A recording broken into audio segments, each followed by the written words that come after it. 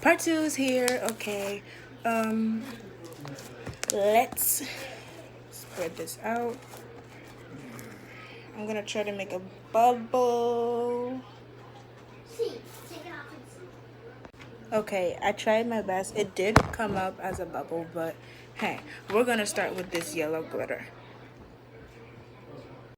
Adding the yellow glitter. Okay guys, I added a lot of yellow glitter, but let's mix.